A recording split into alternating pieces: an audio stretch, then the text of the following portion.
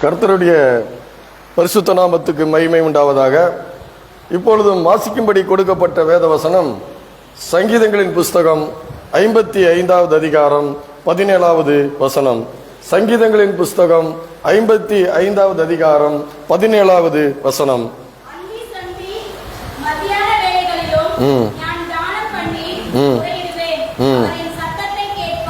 அல்லேலூயா. சங்கீதக்காரன் சொல்லுகிறான், அந்தி சந்தி மத்தியான வேளைகளிலும் நான் தியானம் பண்ணி முறையிடுவேன், அவர் என் சத்தத்தை அவர் கேட்பார். அல்லேலூயா. போன மாசம் தேவனுடைய பாதத்திலே உட்காரும் பொழுது எப்படிப்பட்ட சவாலான சூழ்நிலைகளையும் நீங்கள் எதிர்கொண்டு அதை சந்தித்து அதிலே வெற்றி பெற முடியும் என்பதை உங்களுக்கு எடுத்து காண்பிச்சேன்.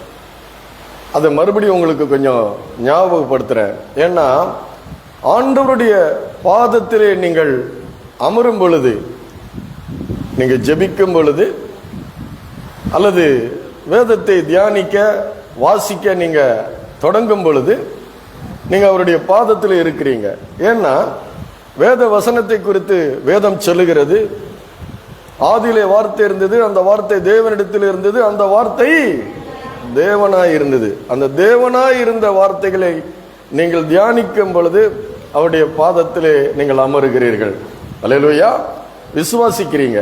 அப்போ மறுபடியும் ஒரு சில காரியங்களை அந்த பாதத்தில் உட்காரும் பொழுது நமக்கு எப்படிப்பட்ட ஆசீர்வாதங்கள் இருக்கிறது என்பதை மறுபடியும் ஞாபகப்படுத்துறேன். ஏன்னா நம்ம மறக்கிற ஜாதி. அல்லேலூயா. நாம மறக்கிற ஜாதி. அதனால கொஞ்சம் மறக்காம இருக்கிறதுக்காக மறுபடியும் ஞாபகப்படுத்துறேன். பாருங்க, சங்கீதக்காரன் சொல்லுகிறான், துன்மார்க்கருடைய ஆலோசனை நடமாமலும் பாவின் வழி நில்லாமலும் பரியாசக்காரர் உட்காரும் இடத்தில் உட்காராமலும் கர்த்தருடைய வேதத்திலே தியானமா இருக்கிற மனுஷன் ஆசீர்வதிக்கப்பட்டவன். அல்லேலூயா. பாக்கியவான்னா யாரு? ஆசீர்வதிக்கப்பட்டவன். அப்போ அவருடைய பாதத்திலே நீங்கள் அமரும் பொழுது நீங்கள் ஆசீர்வதிக்கப்பட்டவர்களாய் மாறுகிறீர்கள். அது மாத்திரமல்ல, அவருடைய பாதத்திலே நீங்கள் அமரும் பொழுது வேண்டாத சிறகுகள் வெட்டப்படுகிறது. அல்லேலூயா. தேவையில்லாத சிறகுகள் வெட்டப்படுகிறது. நம்முடைய பாவ சிந்தனைகள் சுட்டரிக்கப்படுகிறது அங்கே. அல்லேலூயா. வேதம் அவரை குறித்து சொல்லுகிறது, அவர் பட்சிக்கிற அக்னியாய் அவர் இருக்கிறார். ஆகவே நம்முடைய பாவ சுபாவங்கள் சிந்தனைகள் எல்லாம் அங்கே என்ன பண்ணப்படுகிறது? சுட்டரிக்கப்படுகிறது. அது மாத்திரமல்ல, அவருடைய பாதத்திலே நாம் அமரும் பொழுது சவாலான சூழ்நிலைகள், இருண்ட சூழ்நிலைகள், அமைதியற்ற சூழ்நிலைகள் எல்லாவற்றிலும் தேவனுடைய அனந்த ஞானமான ஆலோசனை நமக்கு கொடுக்கப்படுகிறது. அல்லேலூயா. ஏன்னா வேதம் சொல்லுகிறது, அவர் ஆலோசனையில் அதிசயமானவர், செயலிலே மகத்துவமானவர் ஆமார். அவர் பாதத்திலே அமரும் பொழுது சவாலான சூழ்நிலைகளை நீங்கள் சந்திக்க, இருண்ட சூழ்நிலைகளை கடந்து போக, அமைதியற்ற சூழ்நிலைகளிலே நீங்கள் அமைதியாயிருக்க அவர் உங்களுக்கு கற்றுத் தருகிறார். அது மாத்திரமல்ல, எல்லா சூழ்நிலைகளையும் நீங்கள் சீர்தூக்கி பார்க்கக்கூடியவர்களாய் நீங்கள் மாறுகிறீர்கள். அல்லேலூயா. அது மாத்திரமல்ல, அவருடைய பாதத்திலே நீங்கள் அமரும் பொழுது அவரே சொல்றார் இல்லையா, மரியாள் இயேசுவினுடைய பாதத்திலே அமர்ந்திருந்து தன்னை விட்டு எடுபடாத நல்ல பங்கை தெரிந்து கொண்டாள். ஆண்டவரே சொல்றாரு, மரியாள் ஆண்டவருடைய பாதத்தில் அமர்ந்து இருக்கும் பொழுது அவரே சொல்றாரு, மரியாள் தன்னை விட்டு எடுபடாத நல்ல பங்கு பிரிக்கவே முடியாதுன்றாரு. அல்லேலூயா. அது மாத்திரமல்ல, குட் போர்ஷன், நல்ல பங்கு. நல்ல பங்குன்னா ஒரு பார்ட்னர், ஒரு கூட்டாளியா அவர் மரியாள் என்னை வைத்துக் கொண்டால், அப்படி கூட்டாளியா ஆண்டவர், வானத்தையும் பூமியும் உண்டாக்கின ஆண்டவர் நமக்கு கூட்டாளியா ஒரு பங்குதாரரா இருக்கும் பொழுது நாம இந்த உலகத்திலே ஏராளமான வெற்றிகளையும் சமாதானத்தையும் நாம பெற்றுக்கொள்ளலாம். அது மாத்திரமல்ல, நீங்கள் அவருடைய பாதத்திலே அமரும் பொழுது நீங்கள் ஒன்றை வெளிப்படுத்துகிறீர்கள். என்ன வெளிப்படுத்துகிறீர்கள்? நான் அவர் அன்பு கூறுகிறேன். ஹல்லேலூயா. அவர் அன்பு கூறுகிறேன். யாராவது அன்பு கூறாம ஜெபிக்கிறீங்களா? இல்ல அன்பு கூறாம அவரை விசுவாசிக்காம வேதத்தை வாசிக்கிறீங்களா? இல்ல, அன்பு கூறுறீங்க. அன்பு கூறுறீங்க, அவருடைய வேதத்தை விசுவாசத்தோடு என்ன பண்றீங்க? வாசிக்கிறீர்கள். அது மாத்திரமல்ல, அவரை வேல்யூ பண்றீங்க. வேல்யூ பண்றீங்கன்னா அவர் மகத்துவம் உள்ளவர். அவர் அல்லேலூயா. அவர் யார்? அவரு மகத்துவம் உள்ளவர். ஆகவே நான் அவருடைய பாதத்தில் அமர்ந்திருக்கிறேன். அது மாத்திரமல்ல, உங்களுடைய ஆழ்ந்த நம்பிக்கை, உங்களுடைய விசுவாசத்தினுடைய வெளிப்பாடை நீங்க என்ன பண்றீங்க? அவருடைய பாதத்தில் அமரும் பொழுது நீங்கள் வெளிப்படுத்துகிறீங்க. அது மாத்திரமல்ல, அவரை ஆண்டவர் என்று நீங்கள் அவருடைய பாதத்தில் அமரும் பொழுது ஒரு கீழ்ப்படிதலை நீங்கள் செயல்படுத்துகிறீர்கள். ஹல்லேலூயா. இப்படிப்பட்ட ஆழ்ந்த நம்பிக்கை, விசுவாசம், அவரை அவருடைய மகத்துவத்தை நீங்க வேல்யூ பண்றது, மதிக்கிறது, இப்படிப்பட்ட உண்மையான இருதயத்திலே அவர் வசிக்க விரும்புகிறார், வாழ விரும்புகிறார். அப்படிப்பட்ட வாழ்க்கையும் அவர் எதிர்பார்க்கிறார். ஏன்னா நம்மை வழிநடத்த அவர் விரும்புகிறார். அல்லேலூயா. சங்கீதக்காரன் சொல்கிறான், நல்ல நாட்களை விரும்பி ஜீவனை அபேட்சிக்கிற மனுஷன் ஆமா யாருன்னு கேட்கிறான். எல்லாரும் நல்ல நாட்களை விரும்புறோம், ஆனா அவருடைய பாதத்துல அமர்றதில்ல, அவருடைய மகத்துவத்தை தியானிக்கிறது இல்ல, அவருக்கு கொடுக்க வேண்டிய கனத்தை கொடுக்கறது இல்ல. ஏன்னா பாருங்க, ஆண்டவரை நிறைய கிறிஸ்தவங்க என்ன நினைக்கிறாங்க, பல காரியங்களை இருதயத்தில் வச்சிருக்கிறாங்க, பற்பல காரியங்களை இருதயத்தில் வச்சுட்டு அவரையும் வச்சிருக்கிறாங்க சைடுல. அல்லேலூயா. ஆனா அவரை பிரதானமாய் நீங்கள் வைக்கும் பொழுது உங்கள் வாழ்க்கையிலே நீங்க என்னெல்லாம் விரும்புறீங்களோ அவைகளெல்லாம் நடக்கும். அல்லேலூயா. அதைத்தான் சங்கீதக்காரன் சொல்லுகிறான், நான் அந்தி சந்தி மதியான வேளைகளில் நான் தியானம் பண்ணி முறையிடுவேன், அவர் என் சத்தத்தை கேட்பார். அல்லேலூயா. சரி, அப்போ நிறைய பேருக்கு ஜெபம் பண்ணா நடக்குமா? ஜெபம் பண்ணா நடக்குமா? நம்ம வேற ஏதாவது செய்ய வேண்டாமா அப்படின்னு நீங்க நினைக்கிறீங்க. ஆனா நான் என்னுடைய வாழ்க்கையிலே நான் என்னுடைய அனுபவத்தில் நான் பார்த்தேன், மறைவான பலவிதமான சூழ்ச்சிகள், அல்லேலூயா, பலவிதமான சூழ்ச்சிகளை செய்யறவங்க கிட்ட போய் நம்ம நேரம் மோத முடியாது. போய் கேட்ட என்ன சொல்லுவாங்க? நான் பண்ணல, நான் செய்யல, நான் பேசல, அதான் சொல்லுவாங்க. மறைவான சூழ்ச்சிகள் இவைகளெல்லாம் நான் எப்படி ஜெயித்தேன்னா, முழங்கால அவருடைய சன்னிதானத்தில் தினந்தோறும் நின்று ஜபம் பண்ணி தான் நான் ஜெயித்தேன். அல்லேலூயா. உன் அறைக்கதவை பூட்டி அந்தரங்கத்தில் இருக்கிற பிதாவை நோக்கி கூப்பிடு, அப்பொழுது அவர் உனக்கு வெளியரங்கமாய் பதில் தருகிற தேவனாக அவர் இருக்கிறார். அல்லேலூயா. அதனால ஜெபிச்சா நடக்குமா? கண்டிப்பா நடக்கும். அதனாலதான் பவுல் எழுதுகிறார், 2 கொரிந்தியர் 10:4-5 எழுதுகிறார், நம்முடைய போராயுதங்கள் மாம்சத்துக்கு ஏற்றவைகளா இராமல் அரண்களை நிர்மூலமாக்க தேவ பலமுள்ளவைகளா இருக்கிறது. அவைகளால் நாங்கள் தர்க்கங்களையும் தேவனை அறிகிற அறிவுக்கு விரோதமாக எழும்புகிற எல்லா மேட்டிமையான எண்ணங்களையும் கிறிஸ்துவுக்கு கீழ்ப்படிய சிறைப்படுத்துகிறவர்களாக இருக்கிறோம். அல்லேலூயா. அப்ப நம்முடைய போராயுதங்கள் மாம்சத்துக்கேற்றவைகளாயிராமல் உலகத்தார போல அல்ல. நம்முடைய போராயுதங்கள் அரண்களை நிர்மூலமாக்க தேவ பலமுள்ளவைகளாக இருக்கிறது. அல்லேலூயா. அப்ப தேவ பலன் வேணுமா, சுய பலன் வேணுமா? தேவ பலன் ஒவ்வொரு கிறிஸ்தவனுக்கும் தேவ பலன் வேணும். அதனாலதான் சங்கீதக்காரன் சொல்லுகிறான், அந்தி சந்தி மத்தியான வேளைகளில் நான் தியானம் பண்ணி முறையிடுவேன், அவர் என் சத்தத்தை கேட்பார்னா விசுவாசம் இருக்காது. அல்லேலூயா. கேட்பாரா கேட்க மாட்டாரா? இல்ல, கண்டிப்பா அவர் கேட்பார். அதனாலதான் நிறைய பேருக்கு ஜெபிச்சா போதுமா ஐயா, என் ஜெபத்தை கேட்கிறாரா? நான் சொல்றேன், கண்டிப்பா கேட்பார். அல்லேலூயா. ஏன்னா அவர் சொல்றாரு, சங்கீதக்காரன் சொல்கிறான், என் ஜெபத்திற்கு அவருடைய செவிகள் கவனமா இருக்கிறது. அல்லேலூயா. என்னுடைய ஜெபத்திற்கு அவருடைய செவிகள் கவனமா இருக்கிறது. இன்னொரு வசனம் சொல்லுகிறது, என்னுடைய ஜெபத்திற்கு அவருடைய செவிகள் திறந்திருக்கிறது. அல்லேலூயா. அதனாலதான் நீதிமொழிகள் 3ஆம் அதிகாரம் 7ஆம் வசனம் சொல்லுகிறது, உன்னை நீ ஞானி என்று எண்ணாதே.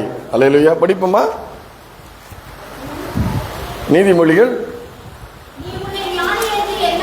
நீ உன்னை ஞானி என்று எண்ணாதே, கர்த்தருக்கு பயந்து தீமையை விட்டு விலகு. நமக்கு எல்லாருக்கும் என்னன்னா, பதில் செய்யறதுக்கு நம்ம துடிக்கிறோம். யாராவது ஒருத்தர் ஏதாவது பண்ணிட்டாங்கன்னா பதில் செய்யறதுக்கு நாம துடிக்கிறோம். ஆனா அவர் சொல்றாரு, உன் பார்வைக்கு, ஆங்கில வேதாகமம் இப்படியாக சொல்லுகிறது, உன் பார்வைக்கு உன்னை நீ ஞானி என்று எண்ணாதே. அல்லேலூயா. தமிழ்ல என்ன சொல்லிருச்சு, நீ உன்னை ஞானி என்று எண்ணாத. ஆனா ஆங்கில வேதாகமம் சொல்லுகிறது, உன் பார்வைக்கு உன்னை நீ ஞானி என்று எண்ணாதே, தீமையை விட்டு நீ விலகு. அதுக்கப்புறம் 5ஆம் வசனம் படிங்க, 5-6 படிங்க. உன் சுய புத்தியின் மேல் சாயாமல்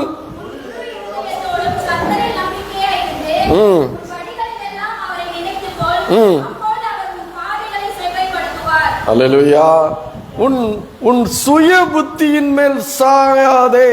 ஏன்னா உன்னை நீ ஞானி என்று எண்ணி உன் சுய புத்தியின் மேல் நீ சாயாதே, உன் முழு இருதயத்தோடும் கர்த்தர் பேரில் நம்பிக்கையாயிருந்து உன் வழிகளில் எல்லாம் அவரை நினைத்துக்கொள். ஏன்னா நம்மை சிருஷ்டித்த சிருஷ்டிகர்த்தா சங்கீதக்காரன் சொல்லுகிறான், பல பாடுகளை பட்டுட்டு பல துன்பங்களை பட்டுட்டு சிங்காசனத்துல வீற்றிருக்கும் போது சங்கீதம் 18:30 சொல்றான், அவர் தேவனுடைய வழி உத்தமமானது, அவருடைய வசனம் புடமிடப்பட்டது, தம்மை நம்புகிற அனைவருக்கும் அவர் கேடகமாயிருக்கிறாராம்.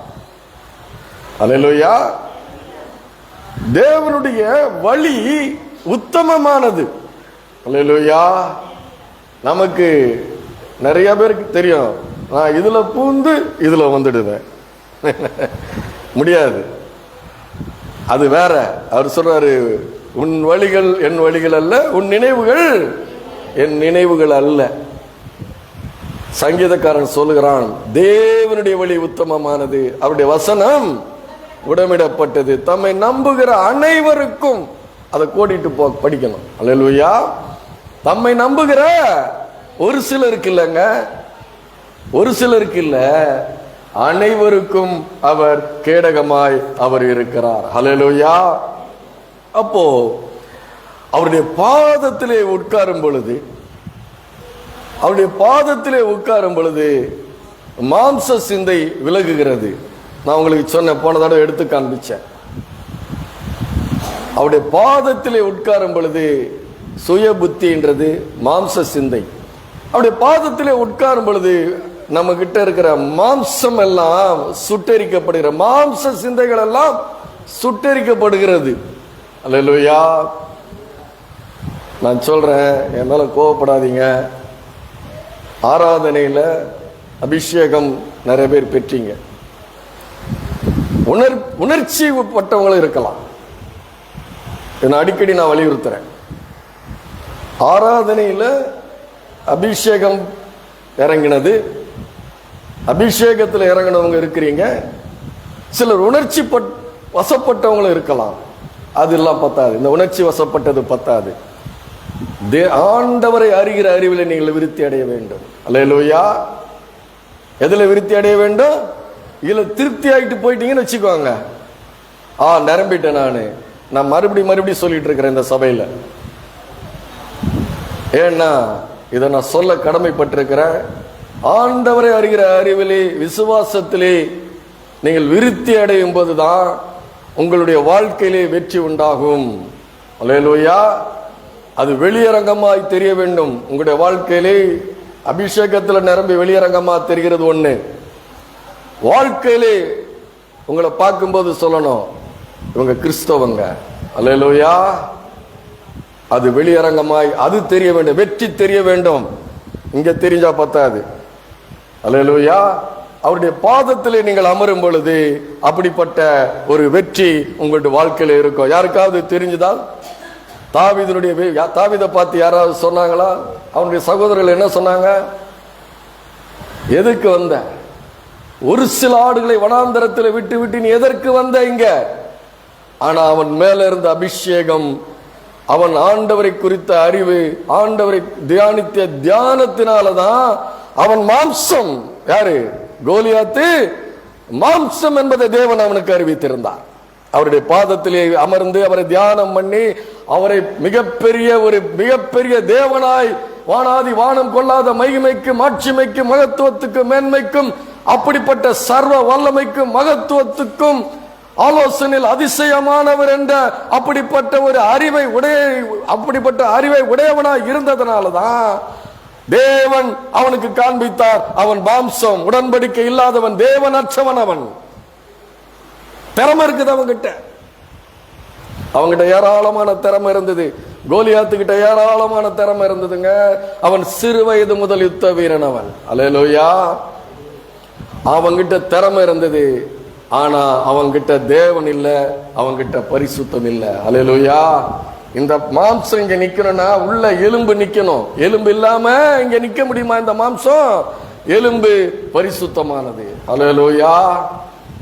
கர்த்தர் உன்னை நித்தமும் நடத்தி மகா வறட்சியான காலங்களில் உன் ஆத்மாவை திருப்தியாக்கி உன் எலும்புகளை நினமுள்ளதாக்குகிறார், பரிசுத்தமாக்குகிறார். அந்த பரிசுத்தம் என்கிற எலும்பு இல்லாம இருந்தா நிக்க முடியாது. அவன் மாம்சம் என்பதை இவன் தேவனுடைய சன்னிதானத்தில் உட்கார்ந்து பரிசுத்தமா இருந்ததுனாலதான் அவனை மாம்சமா இவன் ஒருத்தன் தான் பார்த்தான். அல்லேலூயா. இஸ்ரவேல் ஜனங்கள் எல்லாமே தேவனை ஆராதிக்கிறவர்கள் தான். ஆனா தேவனை குறித்த அறிவு இல்லை. அவருடைய பாதத்துல உட்காரல, அவரை தியானிக்கிற தியானம் இல்ல. அது இல்லாது இருந்ததுனாலதான் அவனை பார்த்து எல்லாம் பயந்தாங்க. இவன் அவனுக்கு எதிராய் ஓடினவன் அவன். அல்லேலூயா. போய் படிச்சு பாருங்க.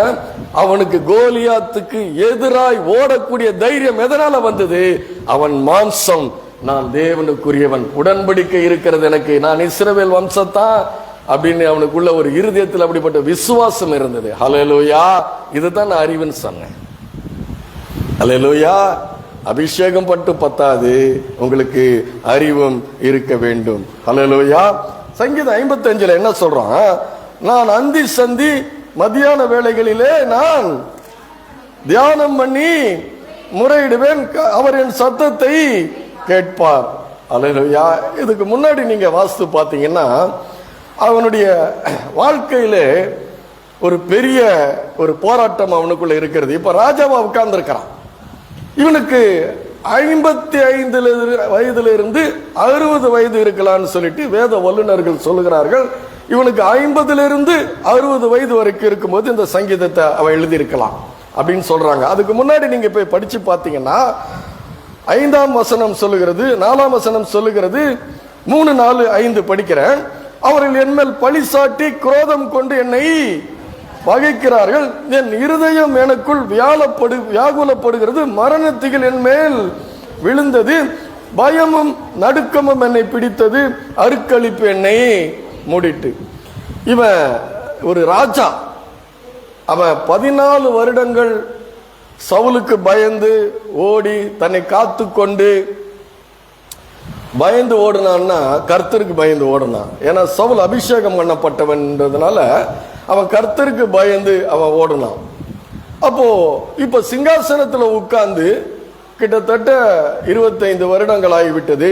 அவன் 25 வருடங்களா ராஜாவா இருக்கிறான். அவனுடைய வாழ்க்கையிலே ஒரு பெரிய போராட்டம் இப்ப நடக்குது. ராஜாவா இருக்கும்போது ஒரு போராட்டம் நடக்குது. ஏன்னா அவனுடைய முன் செய்த பாவம்னா பத்சேபாளிடத்திலே, ஏத்தியனாகிய உரியாவினுடைய மனைவியினிடத்திலே அவன் செய்த பாவத்து நிமித்தம், ஏத்தியனாகிய உரியாவை அவன் கொண்டது நிமித்தம், தன்னுடைய சேனைகளின் அதிபதிகளை தவறான விதத்திலே பயன்படுத்தின பலவிதமான பாவங்களின் நிமித்தம் அவன் என்ன பண்றான்? உணர்த்தி வைக்கப்பட்டுட்டு ஆண்டவர் அவனை மன்னிக்கிறார். கர்த்தர் அவனை மன்னித்து விட்டார். அல்லேலூயா. அவன் சொல்றான் இல்லையா, பரத்துக்கு விரோதமாக பாவம் செய்தேன் சொல்றானா இல்லையா? சங்கீதம் 51 பரிசுத்த ஆவி என்னிடத்திலிருந்து எடுத்துக்கொள்ளாதையும் சுத்த இருதயத்தை என்னிலே சிருஷ்டியும் நிலைவரமான ஆவியை என்னுள்ளத்திலே புதுப்பியும். அவன் சொல்றான், பாவத்தை உணர்த்தப்படுகிறான், பாவம் உணர்த்தப்படுகிறது. பாவம் உணர்த்து வைக்கப்பட்ட பிறகு தேவனிடத்தில் அவன் மன்னிப்பு கேட்டு தேவன் அவனை மன்னிக்கிறான். ஆனா உலகம் மன்னிக்காது, மனுஷர்கள் மன்னிக்க மாட்டாங்க. ஹல்லேலூயா. பிசாசும் மன்னிக்க மாட்டான். பிசாசும் குத்தி காமிச்சுக்கிட்டே இருப்பான். வாழ்க்கையில் என்ன பண்ணிட்டு இருப்பான்? குத்தி காமிச்சுட்டே இருப்பான். இது இப்ப அதுதான் நடந்துட்டு இருக்கு அவனுடைய வாழ்க்கையில. அவனுடைய ஆலோசனைக்காரனா இருந்த அகித்தோப்பல் யாருன்னு பாத்தீங்கன்னா, பத்சேபாளுடைய தாத்தா. யாருடைய தாத்தா? பத்சேபாளுடைய தாத்தா. அந்த பத்சேபாளுடைய தாத்தா அகித்தோப்பல் அவனுடைய நேரம் வர்ற வரைக்கும் இவனுக்கு ஆலோசனைக்காரனா இருந்து அவன் கூடவே இருக்கிறான். பாவம் பாருங்க, ஏன் ஆண்டவர் பாவம் பண்ணாதுன்றாரு? பாவம் உன்னை துரத்தும். அல்லேலூயா. ஆண்டவர் மன்னிச்சிடலாம். ஆண்டவர் ஏசாயா தீர்க்க தரிசன புஸ்தகத்தில் சொல்றாரு, உங்கள் பாவங்கள் சிக்க செவேரா இருந்தாலும் ரத்தாம்பரம் போல இருந்தாலும் வெண்மணி போல வெண் பஞ்ச போல நான் என்ன பண்ணுவேன்? மாத்துவேன். கிழக்குக்கு மேற்குக்கும் எவ்வளவு தூரமா அவ்வளவு தூரமா விளக்குவேன். உன் மீறுதல்களை என் நிமித்தமாகவே நான் குலைத்து போடுகிறேன். நான் என்னை வச்சுட்டு பார்க்க முடியல, என் மனசு தாங்கல, அதனால கலைச்சு போட்டுட்டு அதை பார்க்க முடியாதவர் என்ன பண்றேன்? கலைத்து போடுகிறேன். அல்லேலூயா அப்படின்னு அவர் சொல்றாரு. அவர் மறந்துட்டாரு. ஆனா அந்த அகித்தோப்பல் மறக்கல. அவனுடைய குமாரனை கொண்டு அந்த தேசத்திலே அவன் என்ன பண்றான்? குழப்பங்களை ஏற்படுத்துகிறான். ராஜ்யத்திலே குழப்பங்களை ஏற்படுத்துகிறான். அதனாலதான் அவன் சொல்றான், அவர்கள் என் மேல் பழி சாட்டி குரோதம் கொண்டு என்னை பகைக்கிறார்கள், என் இருதயம் எனக்குள் வியாகுலப்படுகிறது, மரணத்தில் என் மேல் விழுந்தது, பயமும் நடுக்கமும் என்னை பிடித்தது, அருக்களிப்பு என்னை மூடிட்டு. நல்லா கவனிக்கணும். தேசமே இஸ்ரவேல் சேனைகளே பயப்படாத பயந்து நடுங்கின கோலியாத்தை இவன் பார்த்து பயப்படாம அவனுக்கு எதிராய் ஓடின தாவீது இன்றைக்கு சொல்லுகிறான், பயமும் நடுக்கமும் என்னை பிடித்தது, அருக்களிப்பு என்னை மூடிற்று. அல்லேலூயா. அப்புறம் சொல்றான் பாத்தீங்கன்னா, அவன் 6வது வசனத்துல, அப்பொழுது நான் எனக்கு புறாவை போல் சிறகுகள் இருந்தால் நான் பறந்து போய் என்ன சொல்றான்? எனக்கு புறாவை போல் சிறகுகள் இருந்தால் நான் பறந்து போய் இளைப்பாறுவேன், நான் தூரத்திலே அலைந்து திரிந்து வனாந்தரத்திலே தங்கி இருப்பேன், பெருங்காற்றுக்கும் புசலுக்கும் தப்ப தீவிரித்துக் கொள்ளுவேன் என்றான். அல்லேலூயா. பாருங்க, சத்துரு எல்லா சத்துருக்களும் தாவீதுன்னு பேரை கேட்டாலே நடுங்குவாங்க. அப்பேற்பட்ட தாவீது இன்றைக்கு அவனுடைய ராஜ்யத்திலே ஏற்பட்டிருக்கிற குழப்பத்தின் நிமித்தமாக 5வது வசனத்துல சொல்றான், பயமும் நடுக்கமும் என்னை பிடித்தது, அருக்களிப்பு என்னை மூடிட்டு, எனக்கு புறாவை போல் சிறகுகள் இருந்தால் நான் பறந்து போய் இளைப்பாறுவேன். ஏன்னா பாவம் துரத்துது, கலகம் நடக்குது, அங்க கலகம் நடந்துகிட்டு இருக்குது தேசத்துல. இவன் என்னால அங்க இருக்க முடியாது, அப்படிப்பட்ட இடத்துல எனக்கெல்லாம் இருக்க முடியல, இப்படிப்பட்ட குழப்பமான சூழ்நிலைகள்ல என்னால இருக்க முடியல, எனக்கு சிறகுகள் இருந்தால், புறாவை போல் சிறகுகள் இருந்தால் நான் பறந்து போய் இளைப்பாறுவேன், நான் வனாந்தரத்துல போய் தங்குவேன் அப்படின்னு சொல்றான். அல்லேலூயா. இது மாதிரி எத்தனை பேரு நீங்க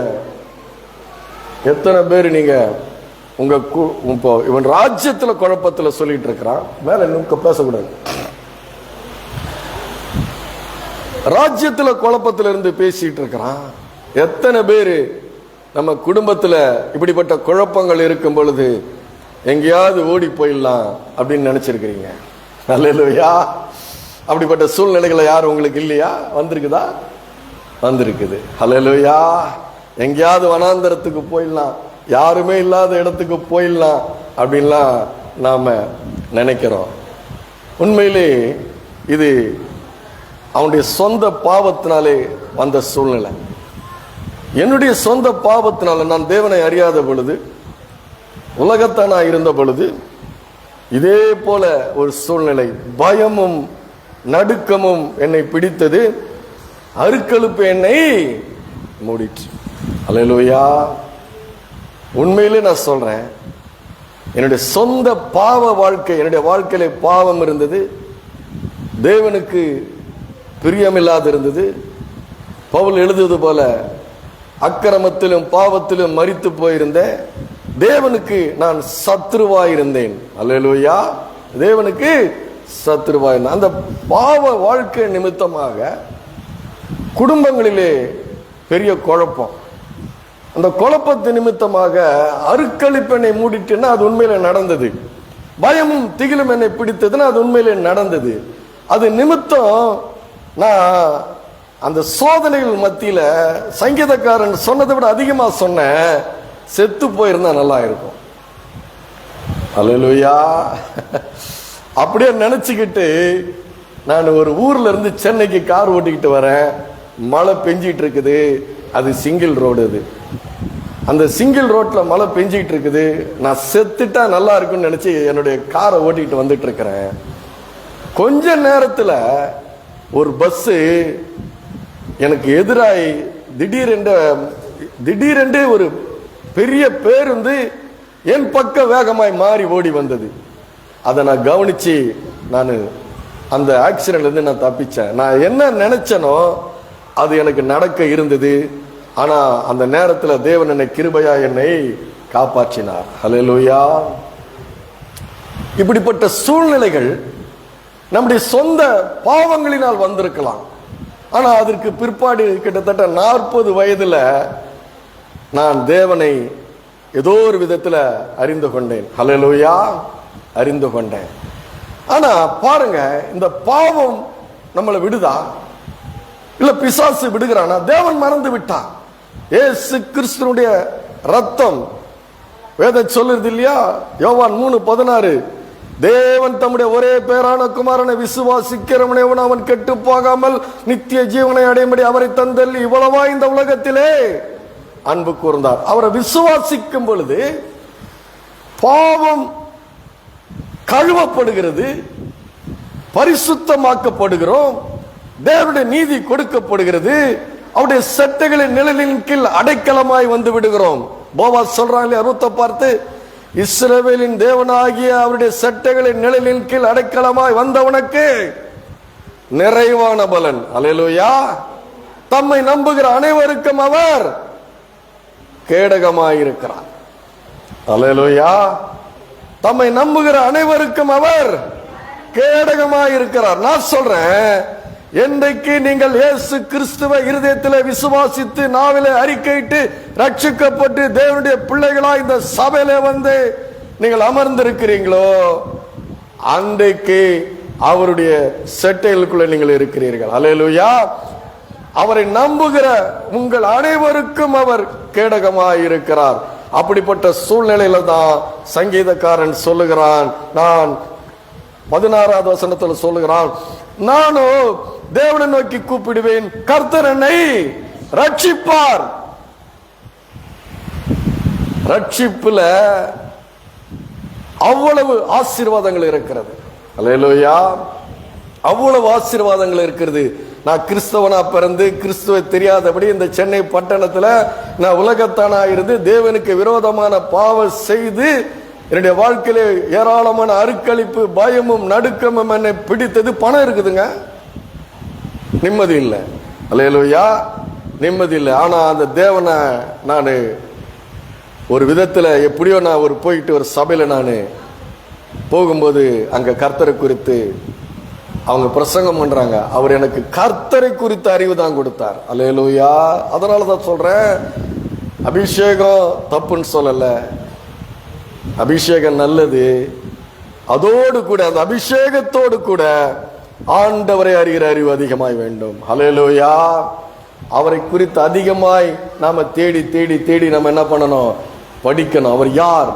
அவருடைய மகத்துவம் என்ன, அவருடைய மாட்சிமை என்ன, அவருடைய மேன்மை என்ன, அவருடைய இரக்கம் என்ன, அவருடைய ஞானம் என்ன, அவருடைய அறிவு என்ன, அவர் என் மேல் எவ்வளவு கரிசனை கொண்டிருக்கிறார் என்பதை குறித்த அறிவு நமக்கு இருக்கும் பொழுதுதான் இந்த உலகத்தில் நம்ம வெளியரங்கமான வெற்றிகளை பெற்று மற்றவர்களுக்கு சாட்சியாய் வாழ முடியும். அதான் போன தடவை சொன்ன, புறஜாதிகள் கிட்ட பைபிள் இல்ல, நீ தான் அந்த பைபிள். அல்லேலூயா. உன்னுடைய வெற்றி தான் பைபிளா இருக்கணும். அல்லேலூயா. ஒரு அல்லேலூயா இல்ல, புரியலையா? இல்ல மறுபடியும் ஆரம்பிக்கணுமா? அல்லேலூயா. சொன்னாரு பாருங்க, அவங்க அமைதியா கேட்கறாங்கன்னா உன் சத்தத்தை விட அவங்க சத்தம் அதிகமா இருக்குதுன்னு சொன்னாரு. அல்லேலூயா. உங்க சத்தம் எனக்கு பெரிய சத்தமா இருக்கிறது. அல்லேலூயா. அப்ப கவனிச்சு கேட்கிறீங்க, சந்தோஷம். அல்லேலூயா.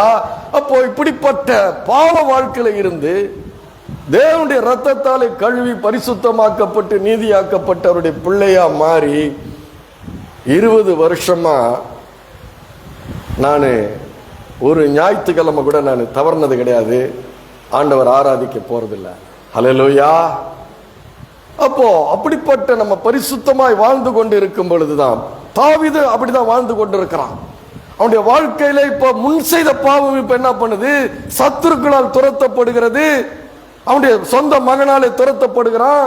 அவனுக்கு பயமும் நடுக்கமும் அவனை பிடித்தது. பாருங்க, அவன் சொந்த ஜனம், அவன் இவங்க எல்லாம் சொந்த ஜனங்கள். சத்துருவா இருந்த கதை வேறங்க, தலையை வாங்கி கையில கொடுத்துருவான். அல்லேலூயா. அவனுக்கு பெலிஸ்தியர்கள்னா பயம் கிடையாது, சத்துருக்கள்னா பயம் கிடையாது. இவங்க சொந்த ஜனங்க. சொந்த ஜனங்களாலே அவனுக்கு பாதிப்பு ஏற்பட்டு கொண்டு இருக்கிறது வாழ்க்கையில. அவங்கள என்ன பண்ண முடியும்? அல்லேலூயா.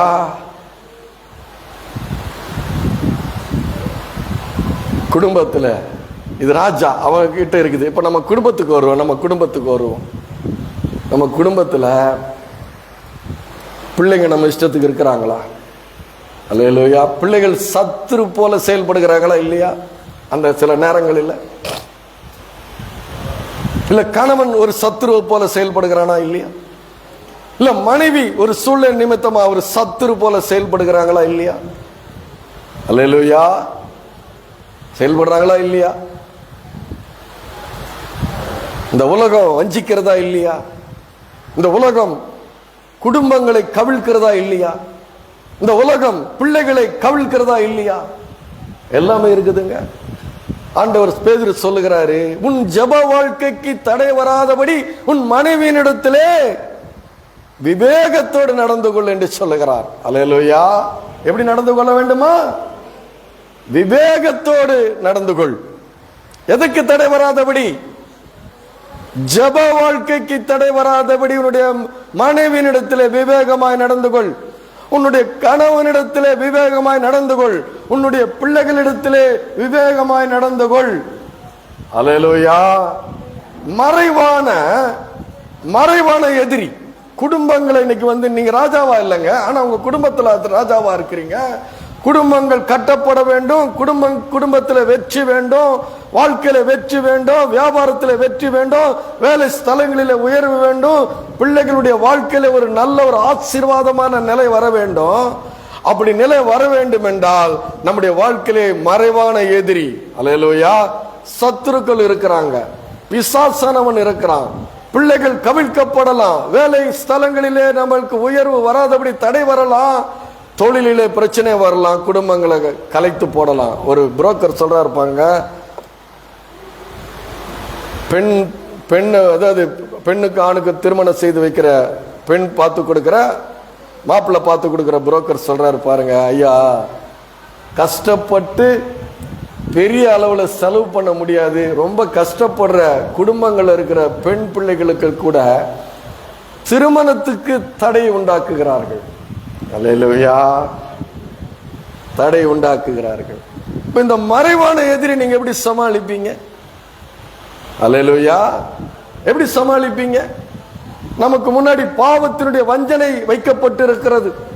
இந்த உலகத்துல மோசம் போக்கும் இச்சைகள் இருக்கிறது, பாவத்தின் வஞ்சனைகள் இருக்கிறது, மாம்சத்தின் இச்சை, கண்களின் இச்சை, ஜீவனத்தின் பெருமை இருக்கிறது. என்னுடைய சொந்த நம்பிக்கை கூட எனக்கு விரோதமாக இருக்கலாம். அல்லேலூயா. என்னுடைய சொந்த நம்பிக்கை, கர்த்தரையே நான் ஆராதிக்கிறேன், ஆனா என்னுடைய சொந்த நம்பிக்கை கூட எனக்கு விரோதமா இருக்கலாம். அதுல இருந்து நான் எப்படி தப்பிக்கிறது? என்னுடைய சொந்த நம்பிக்கையா இருக்கலாம், என்னுடைய சொந்த விருப்பங்கள் கூட தேவனுக்கு பிரியம் இல்லாததா இருக்கலாம். ஆனா இதையெல்லாம் எப்படி நான் ஜெயம் எடுப்பது? அதனாலதான் சொல்றான், அந்தி சந்தி மதியான வேலை நான் தியானத்தில் நான் முறையிடுவேன், கர்த்தர் என்னுடைய சத்தத்தை கேட்பார். அல்லேலூயா. இந்த சபையில ஒரு தடவை ஒரு அழகான வாலிபனுங்க, அழகான வாலிபன், கலரா இருக்கிறான், வர்றான். அவனை ஒரு கிட்டத்தட்ட ஒரு 5-6 பேர் அவனை ஜெபத்துக்கு கூட்டிட்டு வராங்க. அவனை பார்க்கும்போது ரொம்ப நார்மலா இருக்கிறாங்க. அவனை பார்த்து எதையும் யாருமே குறை சொல்ல முடியாது. அங்க நடந்தது, இந்த இடத்துல நடந்தது. அப்போ ஜெபத்துக்கு கூட்டிட்டு வராங்க. நம்ம நேசனையா கிட்ட தான் ஜெபத்துக்கு கூட்டிட்டு வராங்க. அவனை பார்த்து ஒரு குறையும் சொல்ல முடியாது. அவன் வசீகரிக்க கூடியவனா இருக்கிறான். ஆள் அழகா தான் இருக்கிறான், நல்ல கலரு, நல்ல ஹைட்டு, நல்ல வெயிட். பார்த்தா ஒண்ணுமே கண்டுபிடிக்க முடியாது. கொஞ்ச நேரத்துல ஐயா முன்னாடி உட்கார வச்சு கொஞ்ச நேரத்துல பேச ஆரம்பிச்ச உடனே அவனுக்குள்ள ஏராளமான பிசாசு. அல்லேலூயா. ஆளை பார்த்தா அழகு, வேலையை பார்த்தா எளவுன்ன மாதிரி அவனுக்குள்ள ஏராளமான பிசாசு. ஆனா அவன் எப்படி இருக்கிறான்? வசீகரிக்க கூடியவனா இருக்கிறான். அதான் சொல்றேன், இன்னைக்கு பிள்ளைகள் கவிழ்க்கப்படலாம். அல்லேலூயா. திருமணங்கள் கவிழ்க்கப்படலாம். சொன்ன இல்லையா, என்னுடைய சொந்த பாவம் கர்த்தர் மறந்துட்டாரு. கர்த்தர் என்ன பண்ணிட்டாரு? கிழக்குக்கு மேற்குக்கு எவ்வளவு தூரமா அவ்வளவு தூரமா என் பாவங்களை என்னை விட்டு விலக்கி விட்டார். ஆனா உலகம் மறக்கல. என் மகளுக்கு திருமணம் நிச்சயமாகி பல லட்சம் செலவு பண்ணி திருமணத்துக்கு 10 நாள் இருக்கும்போது என்னுடைய பழைய வாழ்க்கையை பையன் வீட்டாருக்கு எழுதி போட்டாங்க. அல்லேலூயா. சொல்ற, இவங்களை நம்ம எப்படி ஜெயிக்க முடியும்? இவங்களை நேரா போய் கேட்க முடியுமா? அல்லேலூயா. அப்போ நான் ஆண்டவருடைய பாதத்திலே, இப்ப இல்லைங்க, பல வருடங்களாக ஆண்டவருடைய பாதத்திலே அமர்ந்திருக்கிறேன். எனக்கு தெரியும் என் ஆண்டவர் உண்மை உள்ளவர். ஹல்லேலூயா. அவர் மன்னிச்சா அவர் மன்னிச்சதுதான், அவர் மறந்தா அவர் மறந்ததுதான். அவருடைய ரத்தம் சகல பாவங்களை நீக்கி நம்மை சுத்திகரிக்கிறது. அப்ப அந்த அறிவு எனக்கு இருந்ததுனால நான் ஆண்டவருடைய பாதத்தில் தான் உட்கார்ந்து, ஆண்டவரே உம்முடைய கரத்திலே என்னை நான் தாழ்த்துகிறேன். ஹல்லேலூயா. தாழ்த்தினேன். திருமணம் நடந்தது. 2வது பெண் திருமணம் அதுக்கு அடுத்த 52வது நாள்ல நடந்தது. எத்தனாவது நாள்ல நடந்தது? அடுத்த 52வது நாள் எருசலேம் மதில்கள் 52வது நாள் கட்டி பிடிக்கப்பட்டது. அல்லேலூயா. எருசலேம் மதில்கள் 52வது நாள் கட்டப்பட்டது. உன் நம்பிக்கை என்ன? உன் விசுவாசம் என்ன? அவருடைய பாதத்திலே அமர்வது. அந்தி சந்தி மதியான வேலை அவருடைய பாதத்திலே அமர்ந்து தியானம் பண்ணி நான் முறையிடுவேன், அவர் என் சத்தத்தை கேட்பார். அவர் சொன்னாரு, உனக்கு எதிராய் உருவாக்கப்படும் எந்த ஆயுதமும் வாய்க்காதே போகும். அல்லேலூயா. உனக்கு எதிராய் நியாயத்தில் எழும்பும் எந்த நாவையும் நீ குற்றப்படுத்துவாய். நான் உன்னை விட்டு விலகுவதில்லை, நான் உன்னை கைவிடுவதில்லை. மோசே கூட இருந்தது போல உன்னோடு கூட இருப்பேன். என் சமூகம் உனக்கு முன்பாக சொல்லும். சொன்னதுதான். அல்லேலூயா. ஆண்டவருடைய வார்த்தை மாறாதது. அவர் சொல்றார், என் வார்த்தை மாறாதது, என்னுடைய வாக்கு மாறாதது. வானமும் பூமியும் ஒளிந்து போகும், என்னுடைய வார்த்தைகளோ ஒளிந்து போகுவதில்லை. இந்த அறிவு நமக்கு இருந்தது, சங்கீதக்காரனுக்கு இருக்கணும், இருந்தது நமக்கு இருக்கணும். நாம இருந்தா நான் சொல்றேன், உன்னுடைய அபிஷேகம் அவருடைய பாதத்திலே அமர வைக்க வேண்டும். அல்லேலூயா. அந்த அபிஷேகம் அவருடைய பாதத்திலே அமர வைக்க வேண்டும். அந்த அனந்த ஞானம் உள்ளவர் அவனுக்கு சொல்லுகிறார், அவர் ஆலோசனையில் அதிசயமானவர், ஆச்சரியமானவர். ஏசாயா 28:29. அவர் ஆலோசனையில் ஆச்சரியமானவர், செயலிலே மகத்துவமானவர். அவர் செஞ்சாரு. அல்லேலூயா. அவர் செஞ்சாரு, செய்து முடிச்சாரு. அதனாலதான் சங்கீதக்காரன் சொல்லுகிறான், என்ன சொல்றான்? கர்த்தர் எனக்காக யாவையும் செய்து முடிப்பார். முடிப்பாரா மாட்டாரா? இங்க அநேகர் உட்கார்ந்து இருக்கலாம். முடியுமா? என்னால முடியுமா? நான் சொல்றேன், உன்னால முடியாது, அவரால் கூடும். அல்லேலூயா. என் தேவனால் எல்லாம் கூடும், விசுவாசிக்கிறவனுக்கு எல்லாம் கூடும். அல்லேலூயா. அப்போ நம்முடைய சொந்த பாவங்களை யார் மறக்கல? உலகம் மறக்கல, சொந்த பந்தம் மறக்கல. சொந்த ரொம்ப நெருங்கின சொந்தம் தான் எழுதி போட்டாங்க. அல்லேலூயா. ஆனா கர்த்தர் எனக்காக யாவையும் செய்து முடிப்பார். அல்லேலூயா. அதான் சொல்றான் சங்கீதக்காரன் சொல்றான், சத்துரு என் மேல் ஜெயம் கொள்ளாததினாலே அவர் என் மேல் பிரியமாயிருக்கிறேன் என்று அறிவேன். அல்லேலூயா. சத்துரு என் மேல் ஜெயம் கொள்ளாததினாலே, அதுல நம்ம கண்டுபிடிக்கலாம் நம்முடைய வாழ்க்கை பாதையிலே, இந்த 20 வருட வாழ்க்கை பாதையிலே ஏன் தைரியம் வந்தது? எப்படி விசுவாசம் வந்தது? ஏன்னா அவர் வாக்கு மாறாதவர், பொய் சொல்ல மனுஷன் அல்ல, அவர் மனமாற மனுபுத்திரன் அல்ல. அல்லேலூயா.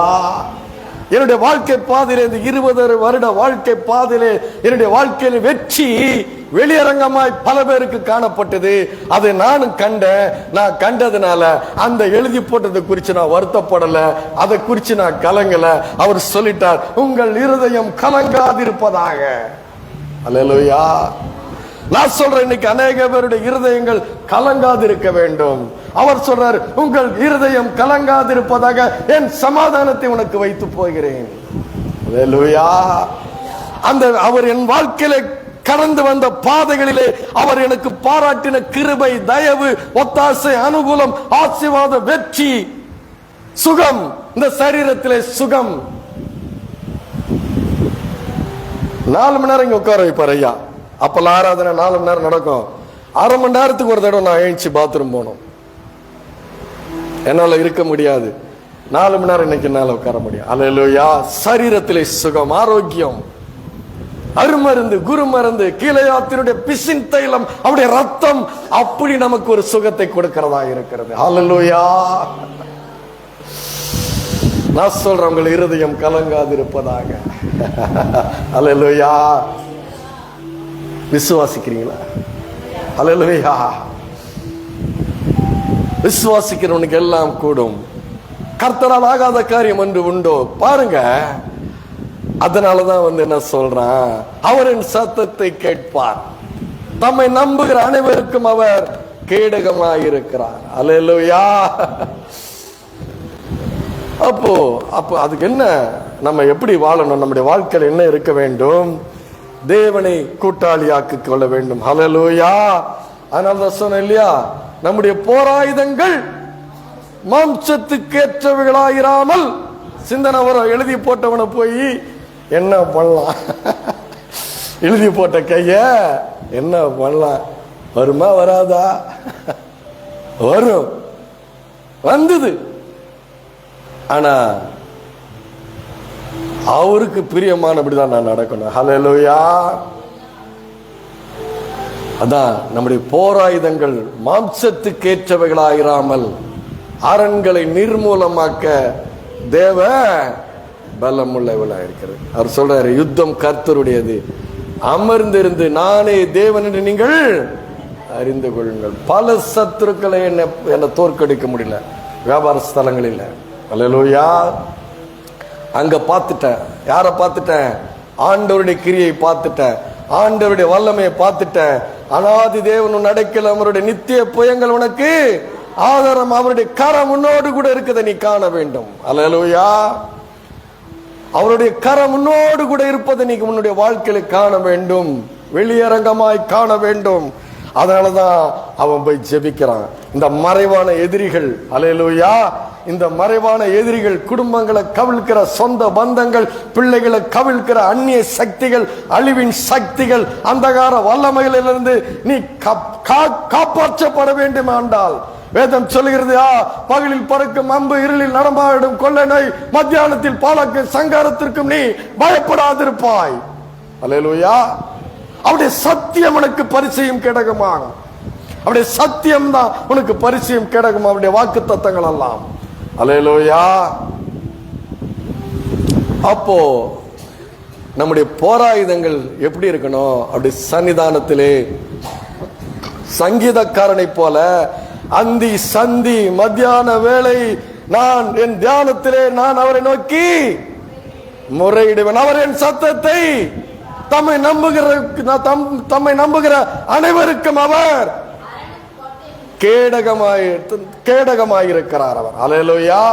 சங்கீதம் 18:30 அது. அப்போ இது எப்படி வந்தது பாத்தீங்கன்னா, எபேசியர்களுக்கு எழுதின நிருபம் 6வது அதிகாரம். நீங்க ஆவில ஆராதனை பண்ணீங்க, நான் சந்தோஷப்படுறேன். பவுல் என்ன எழுதுறாரு பாருங்க, 6:18 பாருங்க. 6:18 எந்த சமயத்திலும் சகலவிதமான வேண்டுதலோடும் விண்ணப்பத்தோடும் ஆவியினாலே ஜெபம் பண்ணி. போதும் போருங்க. எந்த சமயத்திலும் நீங்கள் சகலவிதமான வேண்டுதலோடும் விண்ணப்பத்தோடும் ஆவியினாலே ஜெபம் பண்ண வேண்டும். ஹல்லேலூயா. அதான் சொன்ன உங்களுக்கு. பவுல் இவரு யாக்கோபு என்ன எழுதுகிறாரு, நீ விசுவாசத்தை நீ எப்படி காட்டுவ? கிரியை இல்லாத விசுவாசம் செத்தது அப்படின்ட்டாரு அவரு. யாரு? யாக்கோபு சொல்லிட்டாரு, கிரியை இல்லாத விசுவாசம் செத்தது. அப்போ விசுவாசத்தை எப்படி காட்டுறது? அவருடைய பாதத்திலே உட்கார்ந்து. அவரை நீங்க யாரா பார்த்திருக்கிறீங்களா? ஜெபிக்கும் போது பார்த்திருக்கிறீங்களா? இல்ல. ஆனா அவர் இருக்கிறார். அல்லேலூயா. சர்வ வல்லவர், சர்வ வியாபி. ஒரு இடத்துல சொல்றாரு இல்லையா, அவன் என்னை நோக்கி ஜெபம் பண்ணி கொண்டிருக்கிறான். அனனியா கிட்ட சொல்றாரு. பவுல் ஜெபம் பண்றாரு. அத அனனியா கிட்ட ஆண்டவர் சொல்றாரு, அவன் என்னை நோக்கி ஜெபம் பண்ணி கொண்டு இருக்கிறான். அவருக்கு தெரியும் நீ ஜெபம் பண்ண, அவருக்கு தெரியும். உங்களுக்கு விசுவாசம் இருக்கா? அவர்கிட்ட தான் பேசுறேன். விசுவாசம் இருக்கா? அல்லேலூயா. விசுவாசம் இருக்கா? ஆண்டவர் சொல்ற, அத்தி மரத்தின் கீழே இருக்கும்போது உன்னை கண்டேன். அல்லேலூயா. சகைவை இறங்கி வா. ரெண்டு பேருமே பார்த்தது கிடையாது. சகையும் பார்த்தது கிடையாது, ஆண்டவரும் பார்த்தது கிடையாது. ஆனா அவர் சொல்றாரு, சகைவை இறங்கி வா. பெயர் சொல்லி அழைக்கிற தேவன், எல்ரோய் அவர், உன்னை காண்கிற தேவன், உன்னுடைய ஜெபத்தை அவர் கேட்கிறவர். ஹல்லேலூயா. நீ அப்போ அந்த விசுவாசம் தான், அதுதான் கிரியை. விசுவாச கிரியை. நான் ஆண்டவர்கிட்ட தான் பேசுறேன். என் ஆண்டவர் என்னை சிற்றி கர்த்தா கிட்ட தான் நான் பேசுறேன். விசுவாசம் இருக்குதா? அவர் என் சத்தத்தை கேட்பார். தம்மை நம்புகிற அனைவருக்கும் அவர் கேடகமாக இருக்கிறார். அல்லேலூயா. அதான் அந்தி சந்தி மத்தியான வேளை தியானம் பண்ணி நான் முறையிடுவேன், அவர் என் சத்தத்தை அவர் கேட்பார். அல்லேலூயா. அதான் விசுவாசம். ஆவியினாலே ஜெபம் பண்ணுவது. எந்த சமயத்திலும் சகலவிதமான வேண்டுதலோடும் விண்ணப்பத்தோடும் ஆவியினாலே ஜெபம் பண்ணி, முழு இருதயம், முழு ஆத்துமா, முழு பலன், முழு சிந்தனைகள் வேறெல்லாம் தாக்கும். சிந்தனைகள் தாக்கும். ஆனா நீ பழக்கப்படுத்தி கொள்ள வேண்டும். அல்லேலூயா. அவருடைய போய் இந்த சிந்தனைகள் எல்லாம் ஒண்ணுமில்லாமக்கி, அந்த சிந்தனைகள் எல்லாம் ஒண்ணுமில்லாமக்கி அவரோடு கூட ஆவியினாலே நீ ஜெபம் பண்ணும்போது 2 பேர் நீங்கள் ஒருமனப்படுகிறீர்கள். ஹல்லேலூயா. அது ஆவியினாலே ஜெபம் பண்ணி. அல்லேலூயா. அது மாத்திரமல்ல, 1 தெசலோனிக்கர் 5:17 சொல்லுகிறது, நீ இடைவிடாமல் சோர்ந்து போகாமல். அல்லேலூயா. இடைவிடாமல் சோர்ந்து போகாமல். அப்போ ஆண்டவர் உனக்கு அவர் பலனாய் மாறுகிறார். அவர் ஹல்லேலூயா. பவுலுகிட்ட என்ன சொல்றாரு, நான் வேண்டுற ஆண்டவரே, என் மாம்சத்துல ஒரு முள் கொடுக்கப்பட்டு இருக்கிறது, அது நீங்கும்படி நான் ஜெபிச்சேன்றாரு.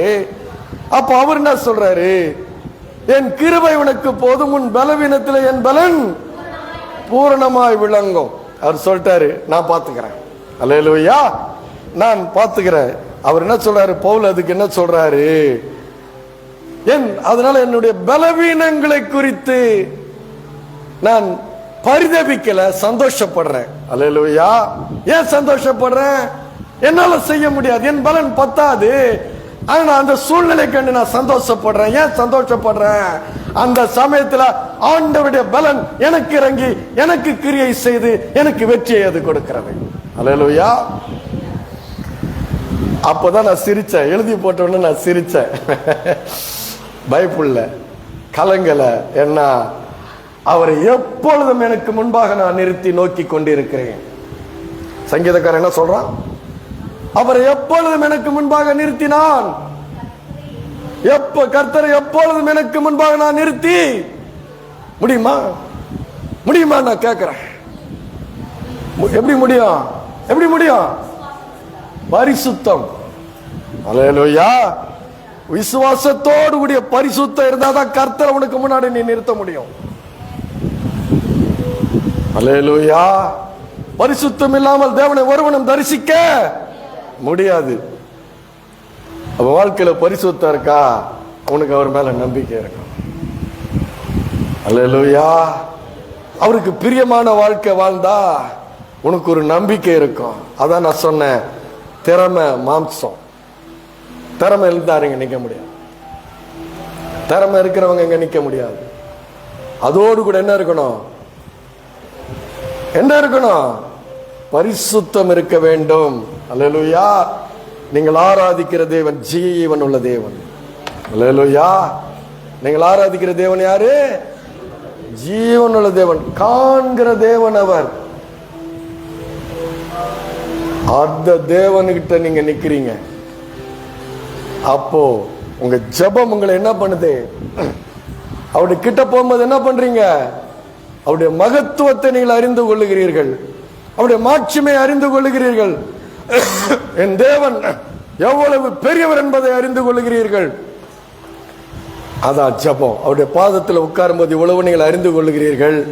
அறிந்து கொள்ளும் பொழுது நீங்கள் பரிசுத்தமாகிறீர்கள். பரிசுத்தமாகும் பொழுது உங்களுடைய ஜெபம் கேட்கப்படுகிறது. தம்மை நம்புகிற அனைவருக்கும் அவர் கேடகமாயிருக்கிறார். ஹல்லேலூயா. அதுதான் கிறிஸ்தவ வாழ்க்கை என்பது. அபிஷேகம் உள்ள வாழ்க்கை, ஜெப வாழ்க்கை, அது பரிசுத்தமான வாழ்க்கை, அது விசுவாசமான வாழ்க்கை. எல்லாத்துக்கும் மேல தேவனை அறிகிற அறிவு நமக்கு வேண்டும். ஹல்லேலூயா. ஹல்லேலூயா. அதனாலதான் நீதிமொழிகள்ல சொல்லப்பட்டிருக்கிறது. அவன் சொல்றான் பாருங்க, சங்கீதக்காரன் சொல்றான் பாருங்க, எப்படி அவன் கூட இருக்கிறவங்க எப்படி இருக்காங்களாம். வெண்ணெய், அவருடைய வார்த்தைகள் வெண்ணெயிலும் மென்மையா இருக்கிறதாம். ஹல்லேலூயா. அவனோட கூட தான் இருக்கிறான். அவன் சொல்றான் பாருங்க, 12ஆம் வசனம் 55:12 சொல்லுகிறான், என்னை நிந்தித்தவன் சத்துரு அல்ல, அப்படி இருந்தால் நான் சகிப்பேன். எனக்கு விரோதமாய்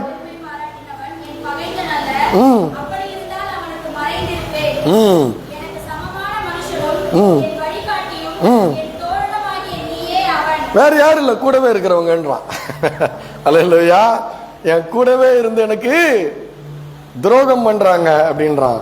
20வது வசனம், அவன் தன்னோட சமாதானமாய் இருந்தவர்களுக்கு விரோதமாய் தன் கையை நீட்டி தன் உடன்படிக்கை மீறி நடந்தான். அவன் வாயின் சொற்கள் வெண்ணெய் போல மெதுவானவைகள், முதுகு பின்னாடி கத்தி வச்சிருக்கான்றான். அல்லேலூயா. முதுகு பின்னாடி கத்தி, ஆனா இருதயமோ யுத்தம். அவன் வார்த்தைகள் எண்ணெயிலும் மிருதுவானவைகள், ஆனாலும் அவைகள் உருவின பட்டயங்கள். அடுத்த வசனம் சொல்றான், இவனை நான் எப்படி ஜெயிக்க முடியும்? எப்படி ஜெயிக்க முடியும்? கர்த்தர் மேல் உன் பாரத்தை வைத்து விடு. ஹல்லேலூயா. அப்போ எப்படி வைப்பீங்க? கர்த்தர் மேல எப்படி பாரத்தை வைப்பீங்க? ஜெபத்துல தான் நீங்க வைக்க வேண்டும். ஹல்லேலூயா. ஜெபத்துல தான் வைக்க வேண்டும். அவன் ராஜாவா இருந்து வைச்சான். நீங்க உங்க குடும்பங்களுக்காக, நான் சொல்றேன் உங்க பிள்ளைகளுக்காக, நான் சொல்றேன் உங்களுடைய வேலை ஸ்தலங்களிலே நீங்கள் வாழ்ந்திருக்கும்படி உங்கள் பாரங்களை எல்லாம் நீங்கள் கர்த்தர் மேல் வைத்து விடுங்கள். 2வது விசுவாசம். சங்கீதம் 55:18-19 அவன் விசுவாசமா சொல்றான் பாருங்க, ஆதி முதலாய் வீற்றிருக்கிற தேவன் கேட்டு அவர்களுக்கு பதிலளிப்பார். அவர்களுக்கு மாறுதல் நேரிடாததினாலே அவர்கள் தேவனுக்கு பயப்படாமல் போகிறார்கள். 18ஆம் வசனம் சொல்லுகிறது, திரளான கூட்டமாய் கூடி என்னோட எதிர்த்தார்கள். அவரோ எனக்கு நேரிட்ட போரை நீக்கிய என் ஆத்துமாவை சமாதானத்துடன் மீட்டு விட்டார். அவன் என்ன சொல்றான்? அவர் என் ஆத்துமாவை மீட்டு விட்டார், சமாதானத்துடன் மீட்டு விட்டார். ஆதி முதலாய் வீற்றிருக்கிற தேவன் கேட்டு பதில் அளிப்பார். விசுவாசம். அல்லேலூயா, விசுவாசம். அதுதான் அப்போ ஜெபத்துல பாத்தீங்கன்னா இவ்வளவு நடக்குது.